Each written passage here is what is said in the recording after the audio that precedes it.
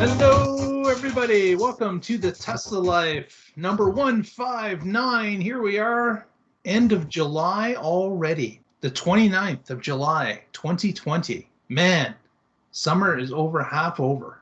And just like that, we're heading towards fall faster and faster.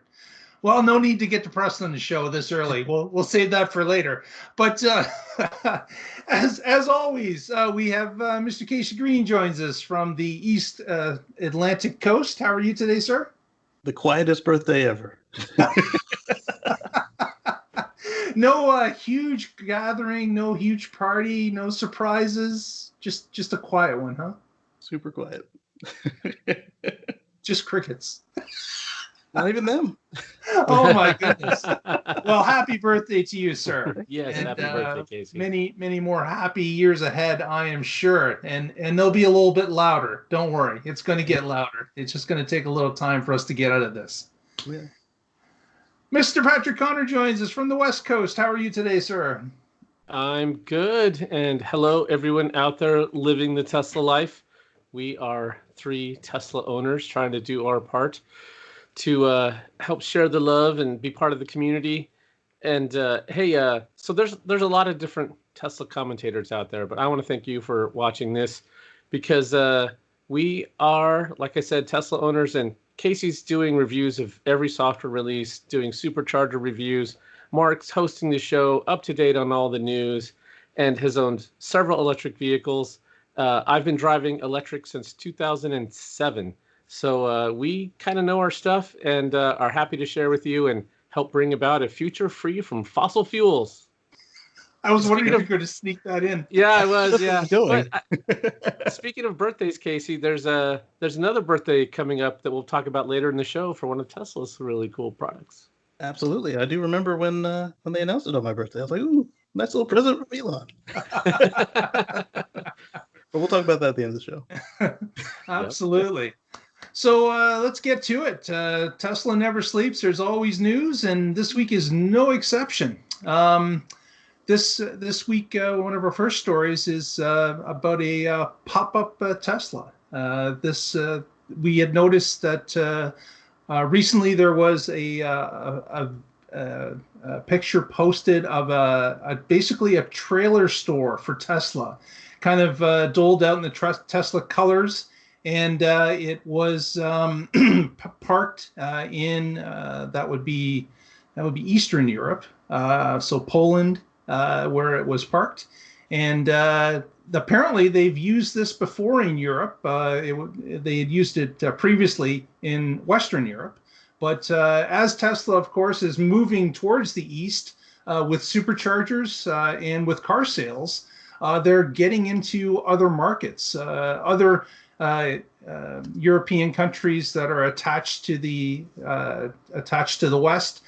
They are, of course, people are seeing the Teslas. They're understanding what they are. They're getting interested. They're even buying them through black or gray markets that Tesla does not have dedicated sales lines set up in. We've seen this in Russia. We saw it in Ukraine.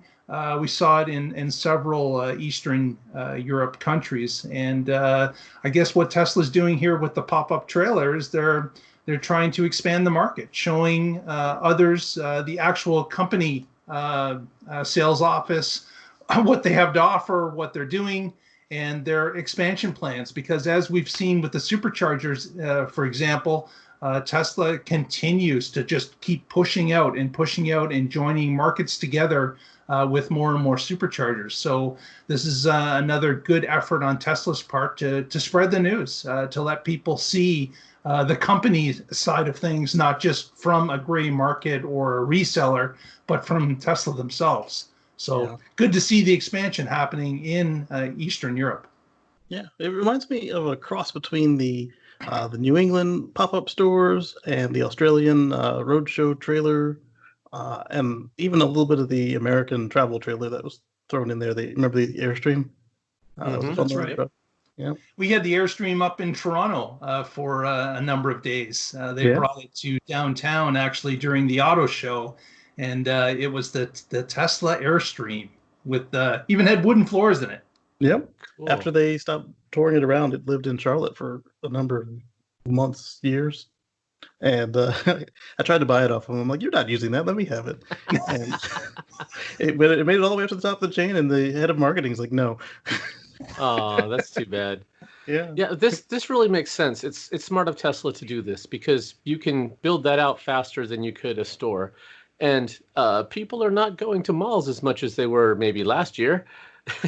Yeah. Yeah, and Eastern Europe definitely needs this. I've been to Poland a couple times, have friends and coworkers there, and the air quality is not great, in part because diesel has fallen out of favor in a lot of Europe, and the cars tend to travel east. So the older cars, as people got rid of their diesel, a lot of them have moved to Eastern Europe. And so it's on the freeway there, it was just like, oh man, it is hard to breathe here. This is horrible. And that's when they started explaining this migration of the older vehicles. Especially as they can no longer pass the emissions tests. Right, right. Yeah, that's another thing. But there's a shot of it. It's it's obviously it's on a trailer, so you can tell the wheels are covered by the black mesh up front. But it's it's a good thing to do, and it's easy to move, and you're able to jump it into different markets on different days. It would be very easy. Just all you need is a parking lot, or in this case, a little park that it can be set up on, and bingo, you've got company access for people to read and talk and discuss what their next car purchase is going to be. Got a little Powerwall on the front, a little wall connector. Yeah, Exactly. probably some solar panels on top. They need to. If they don't, yeah. And I will say that the Australian one did look better. It won't be long until they can have that being towed by the Tesla Semi. That's right. That's right. That's a coming for sure. Well, on to our next story. Of course, during last week's blowout show about Q2 and the earnings call that happened, one of the things that Elon talked about a number of times, and we even commented on it, was him asking for more employees. We need more employees in insurance, in car manufacturing, in people that build the machine, the people that build the factory. He didn't mention the nightclub at all, though, Patrick, which was surprising. He said nothing about bartenders, but he did mention the other aspects of Tesla. And the other thing that he mentioned was about minerals. They need more nickel. And he put a plea out to nickel mining operations about the ethical sourcing of nickel. Tesla needs all the nickel they can get. And Elon's plea to the mining industry was start producing, because we are going to be buying. And they are going to be continuing to buy because they are trying to ramp up battery production. And in order to do that, they require the mineral nickel to help them fill those batteries. So it's something that is a core element of battery manufacturing is nickel in these in the specific chemicals that Tesla uses in their battery mixture. And nickel is something that that is a concern, and they need more of it. And that was kind of interesting that it's not lithium. They're calling out nickel. That's what seems to be in short supply at this moment.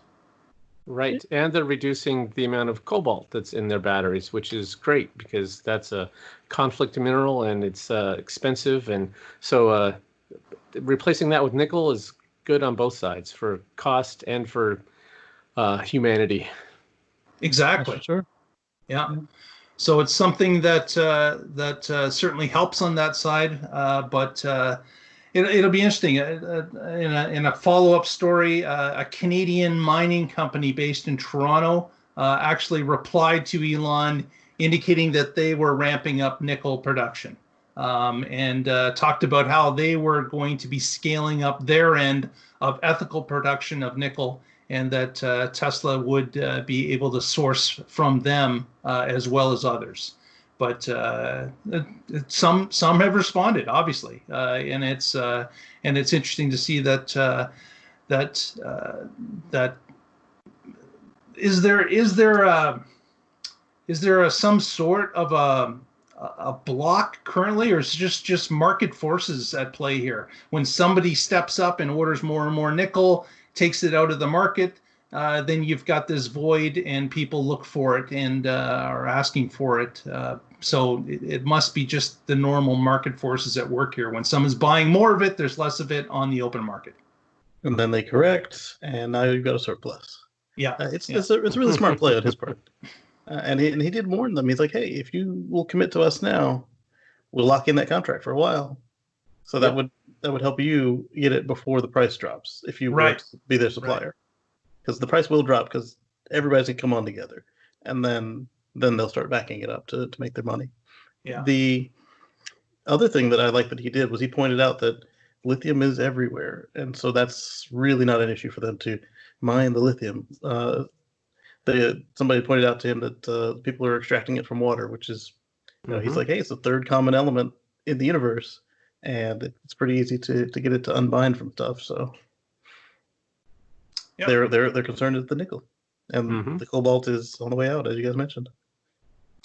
Yep, less cobalt is better, as Patrick mentioned, for a number of reasons. Good to see. We'll see as the production of batteries ramp up. And of course, the new formula comes online in China through CATL. We're the first ones that say they were going to use the new formula. It'll be interesting to see how that ripples through North America, through Europe, and what it'll be used for ultimately in the Chinese market. Yeah, I'm also interested how battery recycling is going to evolve over time, because now the first wave of these new EVs are starting to get 10 years old, and there's finally going to be a developing recycling market for car batteries. Exactly. Yeah, that's that. Yeah, the first Nissan Leafs and Chevy Volts, that was 2010 when they rolled out. So that we've got 10-year-old cars that are now, maybe coming to the end of their life. Not the one I own, but maybe somebody else's. But that's a valid point. As they start to end their lives, what will be done as they are delivered to auto wreckers or they're traded in? Who's going to take them? Who's going to move those resources out of those cars and be used again? Where? So you guys bring up a good point there. When the Prius came out, at the same time the car came out, Toyota introduced a recycling program. When the Volt and the Leaf came out, both Chevy and Nissan were big to show us how their surplus batteries would be used to power houses. We haven't seen much of that. And then when the Roadster came out, Tesla was showing us how they'd recycle the batteries, same way that Toyota did. And in fact, Gigafactory Nevada is a battery recycling facility. So I think that those two were more practical for what actually is going to happen. I haven't seen, other than you haven't seen a lot of containers moving outside of someone's house to become the backup battery for that house or that neighborhood or that business. Exactly, just homebrew and some businesses, but beyond a couple of showpieces, it looks like they just sit in the car in the junkyard, and then somebody repurposes them to make a homebrew EV or something. But man, I hope they become that there's a program that can be used, that they will be shipped off and at least taken apart to the point where some of the minerals can be reused and re-entered into the ecosystem of batteries again. And that's the goal. Yeah, JB has a company for it too. New startup, Redwood Energy or Redwood Recycling. That's their whole goal, is to figure out how to economically recycle batteries, so those elements can be put back into the supply chain. Yeah, they're already refined once they're inside a battery. You just got to rejuvenate it, and that seems like an easy way to go mining for batteries and to go mining for raw materials and deal with it. Yeah, but the Tesla and Toyota method seems to be the most practical. But I don't think that there's too much fear of these things sitting out in the landfill, because even a wrecked Nissan Leaf battery still goes for a couple $1,000s. Right. valuable. Yes, powerful. exactly. Yeah. All right, Casey's got our next story about Giga Texas and something else big that's going to happen there. Big things. So big in Texas. Yes. So also at the quarterly earnings call, when Elon was unveiling where Terra Texas would be, he also unveiled that they would be building the Tesla Semi. So we're gonna have the biggest Tesla coming from the biggest Tesla landholding. That's right. Yeah, and the Semi will be built. I guess it's going to have to be built maybe early at another offsite. They're going to be doing it by hand, not in an assembly line, but building a number of them by hand for use as Tesla mules to test things out, to run parts, to be on the road between Reno and the Bay Area as they're transferring parts and sleds and whatever else. As well as Elon mentioned, or actually it wasn't Elon, it was Jerome had mentioned that he's excited to get this started. They're looking at the beginning of 2021 to start to roll this out, and had indicated that not only will Tesla be the first operator of these vehicles to test them out, but a few key customers that have been loyally waiting and were on board early will apparently get their hands on a couple models as well. So, so probably some of those larger guys, like I don't know, maybe Walmart might get a rig or two, and JB Hunt or some of the other larger groups that have put in big orders. PepsiCo probably something like that. I'm hoping Loblaws Canada gets because they ordered a bunch of them, and Walmart Canada because they have an actual distribution center just outside my town. So it would be interesting to see if they actually came there to operate. I'll certainly keep an eye open if I hear that happens. Exactly. And then they also let on that they are actually already building Tesla Semi. So the two that we see going around aren't the only two. They've actually built several what you call mules or prototypes, and I imagine that the betas will probably get built wherever these ones are getting built as well. And then we'll see the production shift to Giga Texas when they use cities in Europe and Asia, and they use states in the States. Yeah, we're going to flip, because to be honest, Giga Austin, I think, sounds better than Giga Texas to me. Yeah. But I think we're going to be playing interchangeably with Terra the Texas titles for some time. Yeah. So Terra Texas will be building the final edition, and probably as they transition from beta to serial number 1 of the semi-truck, but we'll also be building the East Coast Model Ys and Cybertruck. Terra Texas turns out Tesla tractor trailer in 2020. Tractor trailer trucks. Man, that's great on the fly, Patrick. That's fantastic. You are on the ball tonight, let me tell you. And the trucks will be an apostrophe right before it for cyber. Yeah. There's our show title. One candidate for a title. That's right. Yeah. Well, Patrick's got our next story, which is a little bit about a competing auto manufacturer and what their thoughts are on Tesla. Another CEO. So this is from Drive Tesla Canada, and is titled "Audi CEO admits what every other legacy automaker already knows." And then if you scroll down into the article, it said Tesla has at least a 2-year lead over the competition. Audi's new CEO, Markus Desman, on Thursday, when speaking with the German business publication Handelsblatt, which I'm sure I did not say correctly. Sounded good. Yeah, okay, good. His quote was, "Currently Tesla has larger batteries because their cars are built around the battery. Tesla is 2 years ahead in terms of computing and software architecture in autonomous driving as well." Yeah, so the ability for Tesla to be out front in full self-driving is quite prevalent, obviously, to Audi. And for them to admit it publicly is a bit of a step for them, I would imagine.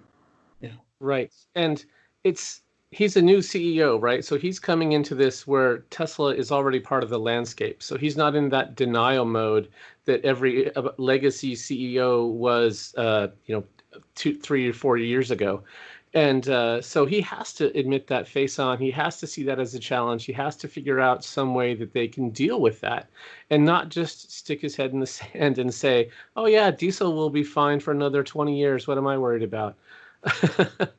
Yeah. So is the not uh, the e-tron not focused around the battery? I would have thought that they had done that. Or are they saying that it was like converted at the last minute?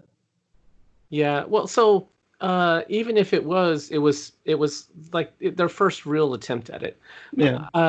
We've been talking. Tesla is focused on one thing: battery electric vehicles, and so they're looking at every aspect of that. They looked at all the challenges, recharging time, and is it fast? People don't look at them as sexy cars, and they've just gone through the list of we need to fix all of these problems.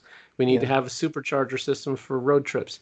I heard an interview recently with an ex-Tesla employee, and he was talking about how every week they had to have 2 improvements, and whether it was to the production line or to the vehicle.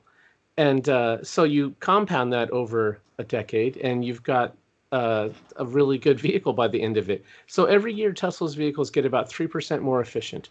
And so now someone coming in is just starting out behind. And until they admit that and realize that and start to take it seriously, they're never going to catch up. If they're just doing these one-off projects with a few folks on the side to try to meet some credit requirement to avoid paying fees to the government, that's never going to be a winning product. Yep. And if they're trying to catch up to where Tesla is now, they're going to have momentum. They're going to keep going. So you're going to be. Oh yeah, it's product comes out, you're going to be 5 years behind.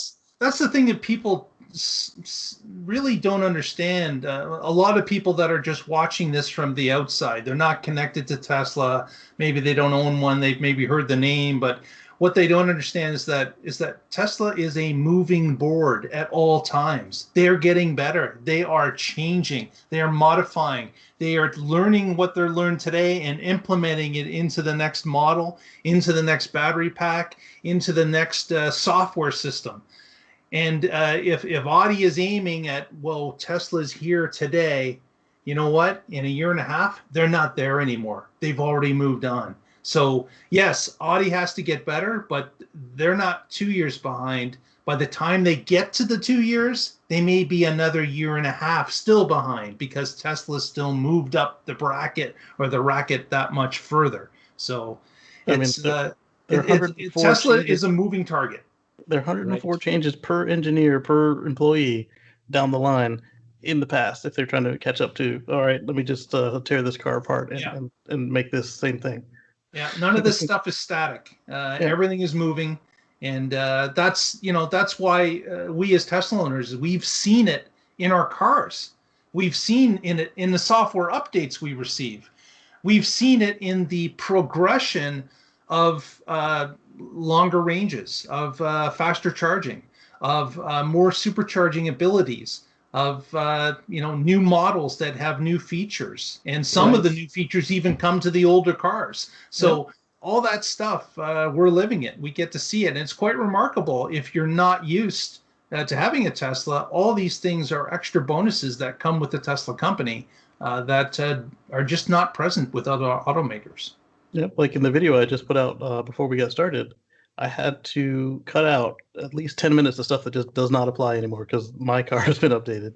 And then I had to make little notes like, I'm like, all right, this is one of the faster chargers at 120 kilowatts. Well, no, it's been upgraded. The same charger alone has been upgraded to 250 kilowatts with a software update. And then, 150, not 250. And then now the cars themselves can charge at 250 kilowatts. So, I mean, and that video was filmed maybe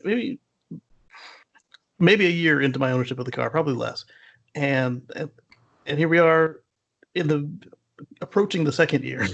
and it's all changed. Yes. Yeah, we see this on the forums all the time where somebody bought a car, they were so happy, and then a month later, some new whatever comes out, faster charging or some new feature, or like when the Model Y came out and it had the heat pump, there were a lot of Model 3 owners going, why doesn't my car have a heat pump? And Tesla is an innovation machine, and cars are just the byproduct of that. Yes. Innovation Well, like the Model is Y. real. I mean, the Model Y came out, and a couple of weeks later, the Model Y's air conditioner, the heat pump, it had sound deadening on it, and thankfully that was something that could be retrofitted. And even better, they retrofitted it for free. They didn't wait for the next model year. They didn't charge you for it. They sent the Ranger to your house with a blanket, clapped it on your machine. Yeah, that's awesome. Absolutely. Yeah. Speaking of CEOs as well, from other automakers, the CEO of Volkswagen was asked right after the earnings call for Tesla. He was asked about Tesla's prospects of growing and what he believed was going on with Tesla and where they were heading. And he quite bluntly said to the reporters that he believes that Tesla could become the world's most valuable auto company ever. And that's quite a statement from the head of VW, which VW is close to being the largest, if not the largest, automaker in the world currently. I think they're number 2. But it's interesting that, again, people in positions of power in other auto companies, these two, Audi and VW, have both come out and said that, you know what, Tesla is definitely a threat. Tesla is ahead, and we have an uphill battle going on. And that's something that, as Patrick said, until you admit there's a problem, you're never going to solve it. So hopefully this is the start for both of those companies. And of course, VW is introducing an IDE or an ID3 and an ID4 shortly. Hopefully they will be successes, and they can start to sell massive amounts of electric vehicles and get their feet wet with their first all-electric built from scratch vehicle. But again, that remains to be seen, but at least there is an admission that, yeah, Tesla is not just a flashy stone. This company is actually performing, and they're hitting levels that they could become the most valuable company in the world. I like that ID3. Saw a review of it today. It's interesting to me that as much as friendly as the VW CEO and Elon are, you'd think that they might have had a project by now. Yeah, and that still could happen. There has been, obviously they're pretty friendly on stage when they were at the German awards where Tesla announced, you know what, we're going to build a gigafactory in Berlin, which kind of shocked everybody during that as well. Yeah. But it was interesting to see their dynamic as they were speaking back and forth that day. Yeah. Yeah. Tesla, Musk recently tweeted that he was willing to license Tesla technology to other automakers. That's right. Yeah, they've done batteries and powertrains. And then someone asked a follow-up, does that include autopilot? And Musk said yes. So it would be very interesting, since they are, like you said, friendly. If VW says, okay, we're going to license stuff from Tesla for 5 years while we work on our own products. And yeah, that would be an interesting way for them to get a leg up. We'll see. Yep. Just do all our software for the car, and then also do autopilot, and we'll be golden. Exactly. But speaking of partnerships, somebody pointed out earlier, was it today or late yesterday, that had Mercedes, Daimler kept their Tesla shares and sold them later, they would have been worth, I think, $60 billion today. And the whole company alone today is only worth $24 or $26 billion. Oh my gosh, that's got to be painful to look at. Oh my gosh, terrible. Yeah, well, I regret the few shares I sold, but I can't imagine how much Toyota got for the Fremont factory and how much Daimler got in that deal for the powertrains. Yeah. Man, someone should have been smart and just squirreled away 10 or 20% and just not sold that. That would have been the smart move. Right. Yeah, used it to get a board on the seat on the board to stay involved with what they're doing. Exactly. So that would have been real smart. Yeah. Yeah. Well, just an update from Giga Berlin. We can see here there's a ton of activity that's going on the site where we've got a number of columns, roof trusses, and even the beginnings of a roof had started to appear over one part of the factory. And what's kind of interesting, and I wanted your guys' opinion on this, but we talked about these concrete blocks that are over to the right-hand side of the screen, these squares that are placed. And I didn't really know if these were something to be built upon, if there were going to be like pillars put in the middle of these concrete blocks. But we've noticed here on the left-hand side of the screen, what seems to be happening is that concrete is now being poured to fill the gaps between these squares, and it's look like it's going to turn into an actual floor.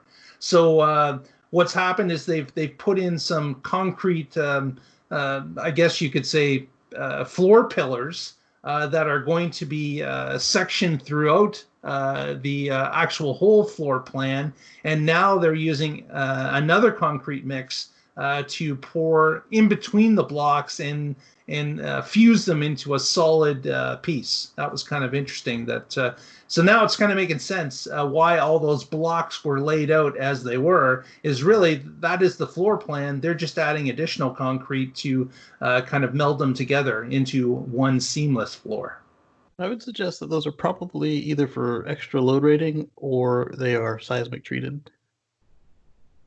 Well, there was the conversation about Giga Berlin's foundations not being suited for the land that they had cleared. Apparently, there were some issues that it was a little bit more soggy than was expected. So that's obviously what this was to be done, is you're shoring up the strength of the floor by putting basically reinforced concrete blocks all throughout the floor, and then sealing it with another concrete mix or slur into one base. But you can see as it's building out, here's another shot of them going out a little bit further.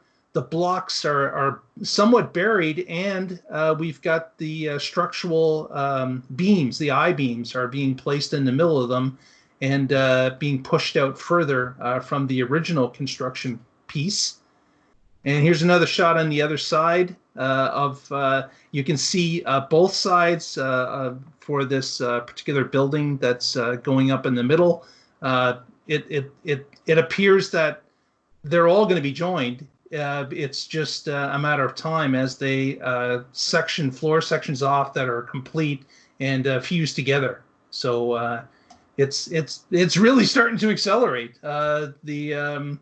And these pictures that we're showing you were from Torque News, who did a video. One of their members was able to provide a drone that was taking these shots. So we're certainly appreciative to them with sharing that information so we could show it.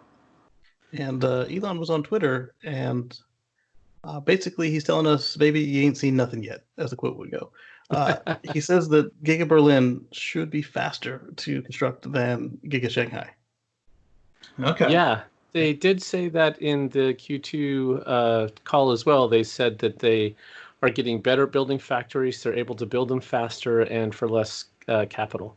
So that's great. You have to. So this is the machine that builds the machine. They're getting better at building those. The machine that builds the machine that builds the machine is obviously running at high speed.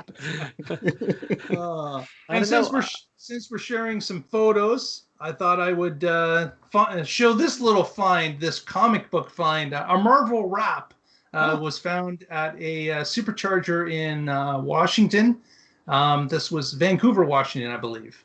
And you can tell that the whole car is deckled in Marvel comic book covers, and then the red on the hood are those covers again, but covered in a red hue.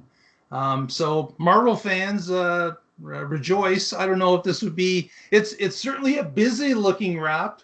It would certainly be unique and easy to find in a group of Teslas. But again, if it works for you, great. Love to see the diversity in people and how they're wrapping and decorating their cars. Soon enough, it'll just come get you at the front door. Yeah, so I want to give a shout out to Phil G, who took this photo. He's with the Tesla PDX Owners Club. And hey, thanks, Phil. Very nice.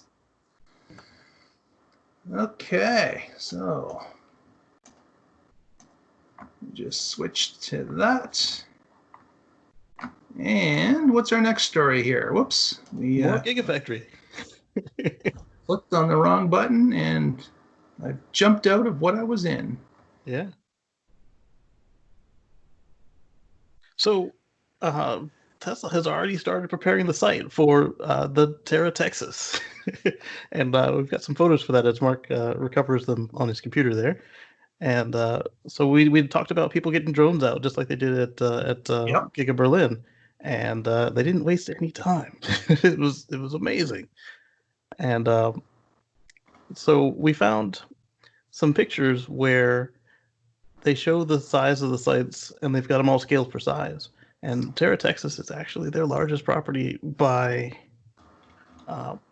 scaled size as far as what they plan to put the factory on. And yeah, let me share that picture, Casey. That was just put up on our Twitter feed at the Tesla Life if you're currently not already following it. And here is a comparison shot. Yep. And then underneath that one, I put a high res. So you've got the Texas site being so much larger, and the original factory in Fremont, Giga Berlin that we just talked about, the Nevada Gigafactory and its extra parcel here behind it, the L shape, and then a few other like Giga New York, very small compared to the rest of it. But now we know why they're not doing as much there. They just don't have as much room. There's not enough room. What's the More smallest room in one? England. I can't read that. That's Tilburg. Yeah. Yep. And so then, if you look at your replies to that tweet, I found a source image that had a more resolution to it that should be a little clearer. Let's take a look at that. There's Casey's post. Yeah, much bigger. Very nice. You should be able to zoom on that too. I don't know if your machine zooms well or not, but you can see. Look at the size of those things. It's incredible. Yeah. Now with the Giga Nevada here, it shows a lot of space around it that's not being used. So obviously they do own the land or have rights to the land for future use. But when you look at the little tiny outline for what they plan to do today with it, it's compared to what they plan to do with Texas. It's incredible. Yeah, and there's no outline on the Texas map, right? There's nothing that shows the overall size in this particular picture, kind of like the Berlin one where it shows these 3 or 4 pods that make up a larger rectangle. Yeah, whoever put these together was implying that the one in Texas would be bigger than the lines for Berlin, which is, as you can see, Berlin is huge compared to Nevada. It is, yeah. And then these are at scale. It looks like Nevada is almost 1/3 the size of 2/3 smaller than what Berlin will be eventually. Which makes sense because they said that Nevada is only 1/3 done. So yeah. So like those two will be about the same size. And then Terra. Oof. This will be fun to watch. Very cool. Definitely. Yeah. Right. So they've started their site prep. They're grading. They're getting ready to put the foundation down, break ground, all that stuff, and we're ready to watch it. So anybody else, get your backup drones ready. Keep eyes on this at all times. Drones in the air. Yeah. Well, it was funny. Even I believe it was a local owners group in Texas. They had arranged a meetup on Saturday, this past Saturday, after Giga Austin being announced just on Wednesday. So they were out on Saturday with a bunch of people just hanging around the front and celebrating that the new factory was coming to Austin. So good for them. Yeah, Elon even tweeted the first Austin, Texas meet in front of the just land cleared Terra Texas or Terra Austin plant. Yeah, the photos look like it was like a parade of like 100 cars. Even Elon was like, "Wow." Yeah, so with Texas, they have to change their laws to allow Tesla to sell there. You got to believe, Patrick, that Tesla has managed to secure that before this point. Would you? If yeah, they but don't, the business development and the governor don't write the laws. It has to be Right. the state legislature, and it would have to be a special session if they do it before a year and a half from now, I think is the next time they're in session. So I don't know. It'll be interesting to see how it plays out. Yeah, because they only meet every 2 years, and it takes a real emergency to get them back in there early. Yeah. And the governor declined to allow that to happen last time it was petitioned. So, speaking of things from Texas, Yeah, go ahead. The story came out this week about color changing Cybertrucks. It appeared to have been a misunderstanding by a story author, and it's not exactly new news to us that that you can change the colors of stainless steel by changing the temperature at which you finish it. So you can expect anything from what we're used to seeing with stainless steel, just kind of a metal color, to bronze, orange, red, blue, and green. And so somebody took the opportunity to think that the car would be a mood ring, which is not quite accurate. Because the temperatures that you need to reach these color changes are over 500 degrees. I don't know if that was Fahrenheit or Celsius, but 500 degrees in either range In either is serious incredible. Yeah. I think it started at 400 Fahrenheit. Okay, 400. All right, and Yeah. you know, all the plastic components, the rubber, it would all be gone if you just try and change it after it's constructed. Yeah, that would be not good. Not good for your batteries either. Terrible for the batteries. And the way that Elon responded to that was either acknowledging yes, this is a property of stainless steel, or maybe kind of opens the door a little bit to you getting to pick the general hue of your vehicle. White is also an option, but I think that was the hottest of all temperatures, right? And black, of course, as well. But Yeah. I don't think if this is going to happen. it probably won't happen because the temperatures you got to finish it at very well have the chance to alter the malleability of the metal as well as its brittleness. So it might not perform the way they expect for crash tests and Yeah, that wouldn't be good. exactly. Yeah, so- and then if you are in a wreck and you need replacement panels, they have to get it exactly the same temperature grading to get the colors to match. Yeah, That would be very difficult. yeah. exactly. And I a was few really months ago- hoping for the mood ring, guys. I was really hoping for the mood ring, so people would know. Oh, he's happy today, or oh, he's angry. Stay away from him. Oh man! So the tempering colors for the steel are they go from 350 Fahrenheit to 730 Fahrenheit. There So you that's go. 388 degrees centigrade in countries that use scientific methods as their primary, rather than converting them on through these imperial. But that's neither here nor there. Months ago, Elon suggested that you could wrap the car in any color you want. When he suggested that, it also sounded like maybe the company would be doing it for you, but I really doubt that because one, that's more work and labor on their end, and two, this vehicle is so angular that you might not even need to pay an installer to wrap it. Yeah, do you it at might be home. able to do it yourself quite easily. Yeah, Exactly. yeah. I mean, not that you couldn't Very do the other cool. one at home, but this one is like a level 1 model kit versus a level 12 model kit if you're doing Right. assembling your own cars. And to wrap up this week, Patrick's got a story about a birthday. Okay, so yeah, we mentioned Casey's birthday earlier, and the Model 3 has turned 3. 3.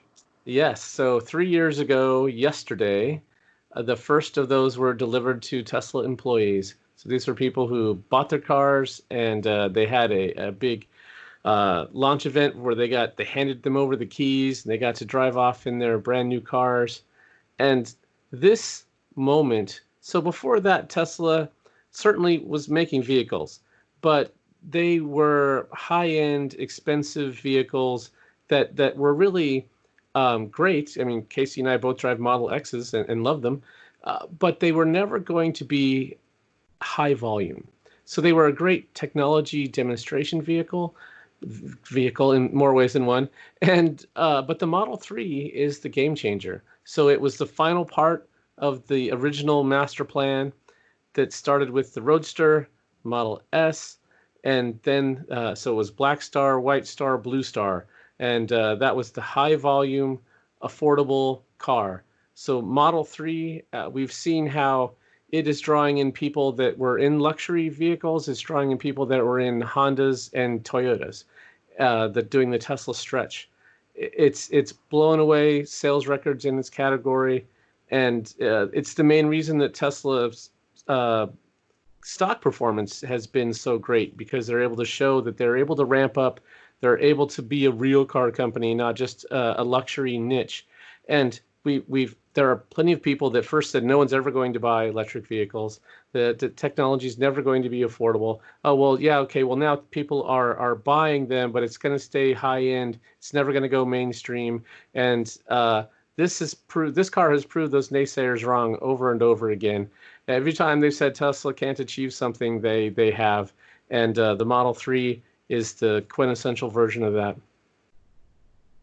It is a remarkable feat, and certainly Tesla's crowning achievement to this point, to be able to take a car, a sedan, when everyone else is getting out of sedans, to say that this is going to be the winner. And it absolutely was in so many categories, certainly in electric, certainly in performance, certainly in luxury, certainly in the category of best all-around family car. It won so many awards across the world. Every nation it was introduced to became a top seller, certainly of all electric cars, and in many cases, all cars at any type of power plant in them. So Right. it's a remarkable achievement on Tesla's end. And as Patrick said, it was the real crowning achievement for them to become a mass automobile manufacturer. And it proved to people that, yes, they had the vision, they have the talent, and they have the capability to design, build, and sell these cars. And the world has taken them up on that offer and have bought them up in tremendous amounts. That was that people were saying at the beginning. I remember when I had put in my reservation 2 years before the sale of the car, that it would never even going to make it to market. Your money is gone. You know, your deposit, you'll never get it back. And it's like, you guys haven't been watching what these guys are doing. Yes, that is a possibility. It was a possibility. Sure was. But as I stated previously on this show, once Tesla achieved that goal and achieved the marker of making X amount of cars a week, that was it. They were over the hump as far as I'm concerned.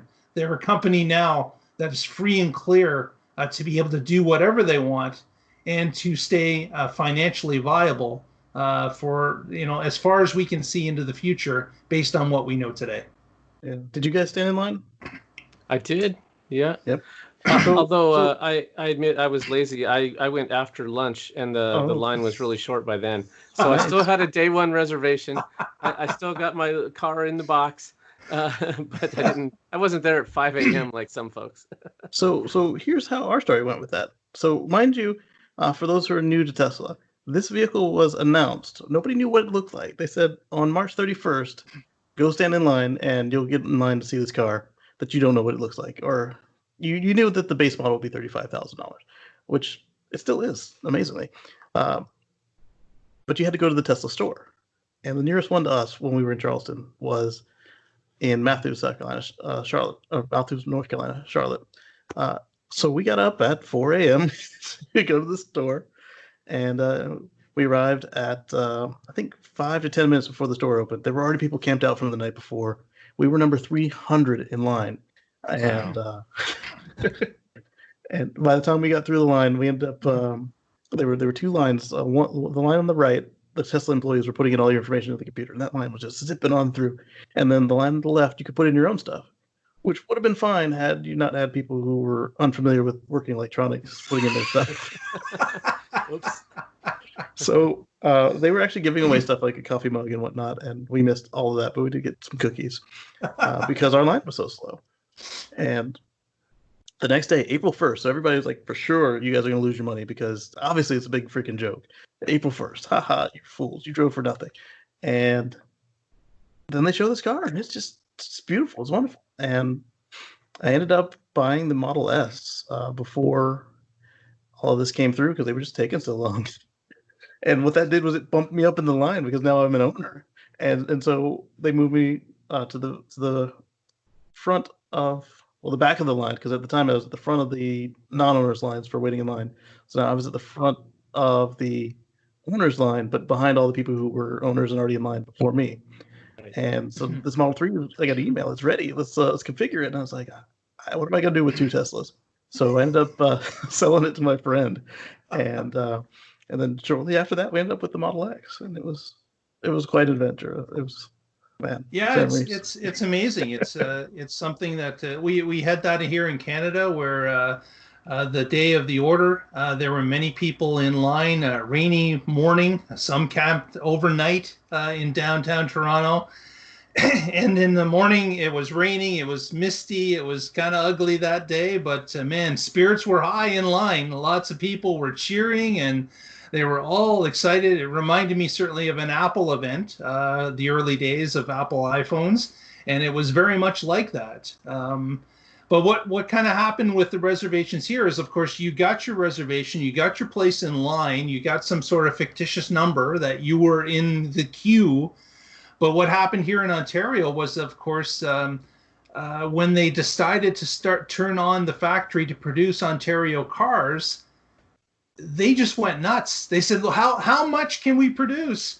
Let's open the floodgates. So it didn't matter if you were an hour one reservation owner or if you were a 12-month later reservation. You were all put in together because all these cars were just being shipped in mass to Ontario. And it was the joke up here that it didn't matter if you were in line at any time because you could have been 2 months before the reveal. Everyone got their cars all at the same time because, of course, they were offering one car and everyone had the chance to own that car. But I wouldn't have changed it for the world. Still, it was still a spectacular experience to be involved with. Yeah, it got even better than that, though, because initially that would have made a difference even in Canada. But what happened was after they saw the influx of car orders on April 1st, they said, oh, shoot, we got to replan this thing. And they shifted gears, and the ramp took way longer than anybody expected once they said they were shifting gears. So what they should have done was not announce their Elon number to the world, just left it the way they had it. And everybody was like, wow, they're miracle workers. But instead it's like, oh, you can't even do what your guy said you can do. And but by the time they got to Canada, they were able to do what he said they could do. And at that point, like Mark said, it didn't matter that, if you were 5 months later or you were on hour one. Yeah, it didn't matter. They were shipping thousands to Ontario to deliver at a convention center that they rented because there's nowhere else they could deliver that many cars in a day. And they were doing it for 2 weeks straight. They were rolling in by the truckload and rolling out by the hundreds every single day. That convention center was being used in that way.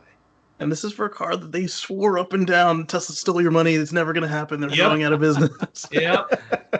So it's amazing to have lived through it and seen all the different stages that we've seen together as this is rolled out. But 3 years later, man, that car still puts a smile on my face every time I drive it. And it was one frustrating ride, but man, like you said, it was worth it. It is a fun car to have, certainly. Yeah.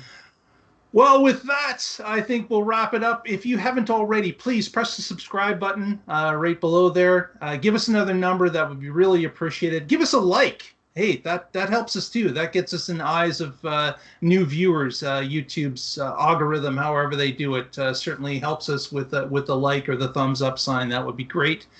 We also would like to thank Lee Moon for the music that we use every week. And Casey, what have you got for some parting thoughts for us? Maybe a new video out. I do have a new video out. So like we talked about here with the naysayers, I had a bunch of naysayers telling me that you can't road trip in an EV. Owning an EV is impractical. And, that Tesla is never going to happen. And, that just got to me one day. So a couple years ago, I recorded, year and a half ago, whatever, I recorded the video. And then I guess I misplaced it. I found it, and so I tidied it up and I updated it for today's charging situation, and I released that today. And it just puts the naysayers into perspective. They're like, "Oh, you can't do it." It's like, you're telling me I can't do this. I'm 1,000 miles from home on this road trip I started yesterday. I can't do what? Exactly. I'm doing it. Mark, Exactly. you've done a road trip. I've done multiple road trips. It's and great. And they're like, "Oh, you can't charge at home." And it's like, it's like, "Oh, it's so difficult." I'm like being super sarcastic and exaggerated. I grab the wand, I plug it in the car, and the car is done 5 minutes after I plug it in while I'm recording the video from my day's travel. My travel that day was like almost 30 miles. It was insane. And so you can find that at youtube.com/Casey Green. That's KACEYGREEN. And send Casey a tweet, and I'm sure he'll sell you a shirt. Absolutely. Ooh, I will be asking for one later. Yeah. Patrick, any closing thoughts from you? Sure. I am with the Oregon Electric Vehicle Association. You can find us at oeva.org. And I also occasionally blog at carswithcords.net, where I'm currently working on a post about the March of Nines. So if you heard Musk mention that in the Q2 call, I've done mission critical industrial software work for decades as a professional developer. And so I know a bit about writing reliable code, and certainly, if the car is going to have its life in your hands, or your life in its hands, it better be reliable. So that's the March of Nines, and I'll have it up soon. Excellent. Looking forward to it. Excellent. Look forward to that. Well, with that, we'll roll the credits, and thank you for watching the show today. And again, give us that thumbs up. Last chance to do it, and subscribe if you haven't already. And we will find out with you what's happening in the Tesla life next week. Thanks for joining us tonight. Thank you. Thank you, Lee Moon. Stay charged. Stay safe.